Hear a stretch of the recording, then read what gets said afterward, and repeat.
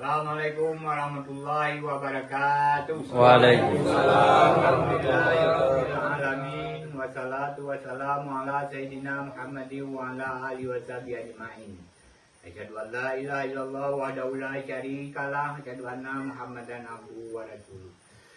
Wa qala Allah ta'ala fil Qur'anil Karim, a'udzu billahi minasyaitonir rajim. Bismillahirrahmanirrahim.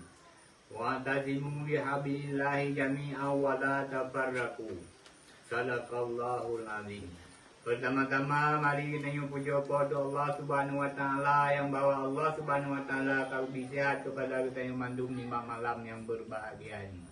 Sehingga dapat kita mengucapkan malam yang berbahagia ini. Wujud dan maksud lain yaitu untuk kita tukang perjuangan.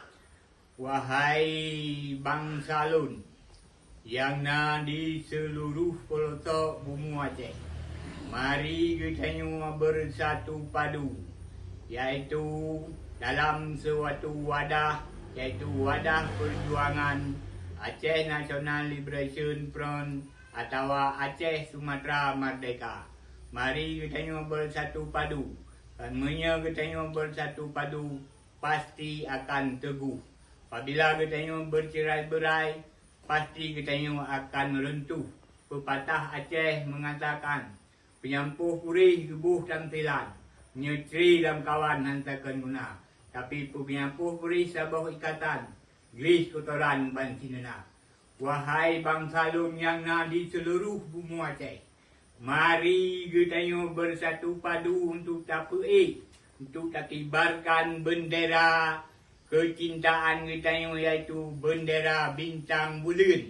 Nyo baik sagai temakut baik gentar bahawa Allah Subhanahu wa taala akan melindungi kita Aceh bila kita nawai tu kita jauh, nawai tu kita tepat, niat kita jauh, yang pasti Allah akan melindung kita Bandung. Dengan berkat doa Bang Bandung para syuhada yang tahu Allah. Dona bangsa Lun, baik na temakut, baik ya ni kumutu. Mari kita kibarkan bendera bintang bulan seluruh bumi Aceh, dusun dan kota. Lelaki dan wanita, nyu baik rasa takut, bukan kita dalam perjuangan yang suci nyu. Mudah-mudahan Allah akan beri kemenangan kepada kita bangsa Aceh. Amin ya rabbal alamin. Eno kemantan. Nasrum minallah wa fathum qarib. Assalamualaikum warahmatullahi wabarakatuh. Merdeka! Merdeka!